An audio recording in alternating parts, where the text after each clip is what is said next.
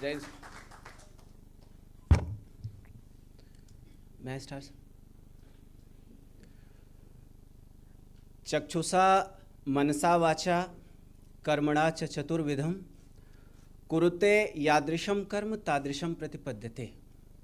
आदरणीय अध्यक्ष महोदय, सम्मानित निर्णायक मंडल, सभा में उपस्थित सम्मानित प्रबुद्धजन और साथी प्रतिभागियों, मैं केंद्रीय औद्योगिक सुरक्षा बल से उप निरीक्षक कार्यवाहक डीपी तिवारी आज के केंद्रित विषय के विपक्ष में अपनी बात रखना चाहता हूं।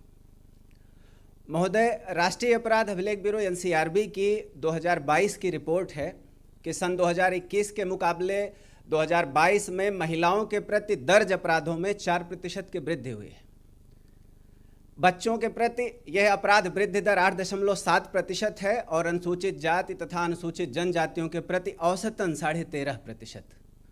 जहां साइबर अपराधों में 24.4% की वृद्धि दर्ज होती है, वहीं हमारे देश में प्रतिदिन लगभग 78 हत्याएं होती हैं। अपराधों के इन बढ़ते आंकड़ों से मन में प्रश्न उठता है कि तमाम संवैधानिक प्रावधानों, आयोगों, अधिनियमों और दंड विधानों के बावजूद मानवाधिकारों का इतने बड़े पैमाने पर हनन क्यों? हमें इसका उत्तर मिलता है 1969 के चंद्रभवन बोर्डिंग बनाम मैसूर राज्यवमान्य के मामले में, जहां माननीय उच्चतम न्यायालय ने कहा कि यदि नागरिक अपने कर्तव्यों का पालन नहीं करते हैं तो उनके अधिकारों की रक्षा कर पाना संविधान के लिए संभव नहीं होगा। और कमोबेश यही बात मानवाधिकार आयोग के पूर्व अध्यक्ष माननीय न्यायमूर्ति जे एस वर्मा ने राज्यों के संदर्भ में भी कही है कि मानवाधिकारों को अच्छी तरह तब महसूस किया जा सकता है जब नागरिक और राज्य अपने कर्तव्यों का सम्यक निर्वहन करें। इससे एक बात तो स्पष्ट है कि मानवाधिकारों के संरक्षण के लिए कर्तव्यों की उपादेयता उतनी ही है जितनी कि स्वयं मानवाधिकारों की। महोदय, जब हम 1948 के मानवाधिकारों की सार्वभौमिक घोषणा की बात करते हैं या 1976 के ICCPR की, तो उसी से संबंधित 1998 के मानव कर्तव्यों और उत्तरदायित्वों की वालेंसिया उद्घोषणा को उससे अलग नहीं रख सकते हैं। या जब हम भारतीय संविधान के परिप्रेक्ष्य में बात करते हैं तो मौलिक कर्तव्यों को मौलिक अधिकारों से इतर नहीं रख सकते हैं, क्योंकि हमारे मौलिक अधिकार ही अप्रत्यक्ष रूप से हमारे मौलिक कर्तव्य भी हैं और मौलिक अधिकार तो मानवाधिकारों का ही संवैधानिक नियमन है। इस संबंध में चाहे 2001 का एम्स छात्र संघ बनाम एम्स का मामला रहा हो या सन 2003 का जावेद बनाम हरियाणा राज्यवमान्य का, माननीय उच्चतम न्यायालय ने अपने फैसले में इस बात पर बल दिया है कि मौलिक अधिकारों को मौलिक कर्तव्यों और राज्य के नीति निर्देशक तत्वों के साथ जोड़कर पढ़ा जाना चाहिए। अतः मानव अधिकार और कर्तव्य एक दूसरे से भिन्न नहीं है, बल्कि एक दूसरे पर अन्योन्याश्रित हैं। और हमारी संस्कृति में तो अधिकारों से अलग कर्तव्यों की कोई अवधारणा ही नहीं है। रामायण कहती है कि कर्म प्रधान विश्व करी राखा, यानी यह संपूर्ण संसार कर्म प्रधान है। वहीं पर महाभारत में निष्काम कर्मयोग की बात करते हुए भगवान श्री कृष्ण अर्जुन से कहते हैं कि कर्मण्ये वाधिकारस्ते मा फलेषु कदाचन, यानी आपका अधिकार केवल आपके कर्मों पर है। और यही बात महात्मा गांधी जी भी बोलते हैं कि कर्तव्य करिए, अधिकार आपको स्वतः मिल जाएंगे।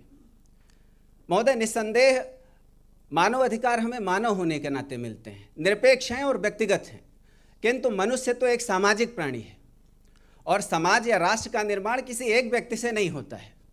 समाज या राष्ट्र के निर्माण के लिए आवश्यकता होती है परस्पर साहचर्य और सामाजिक उत्तरदायित्वों की, क्योंकि कर्तव्य विहीन अधिकार समाज में निरंकुशता और अराजकता को जन्म देते हैं।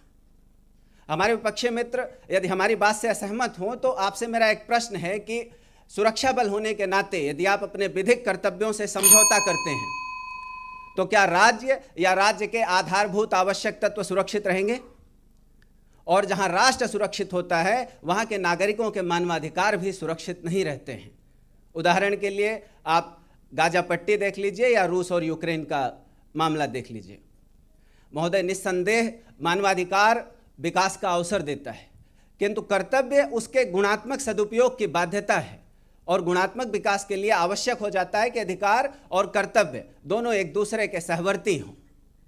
आज सूचना प्रौद्योगिकी के दौर में जब हम आर्टिफिशियल इंटेलिजेंस या सोशल मीडिया की बात करते हैं तो निस्संदेह ये मानव विकास के लिए आवश्यक है।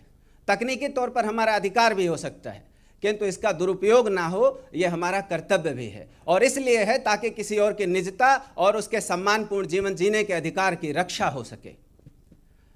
कर्तव्य और मानवाधिकार एक दूसरे से भिन्न नहीं हैं, बल्कि एक दूसरे के पूरक हैं।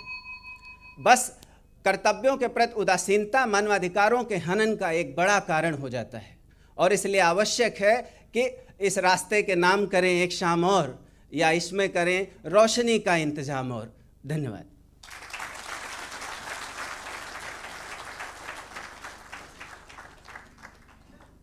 धन्यवाद श्री तिवारी। अगले प्रतिभागी हैं Shri Amit Sharma, head constable CISF से। आप विपक्ष के वक्ता हैं श्री अमित शर्मा। माफी चाहेंगे, आप पक्ष वक्ता हैं।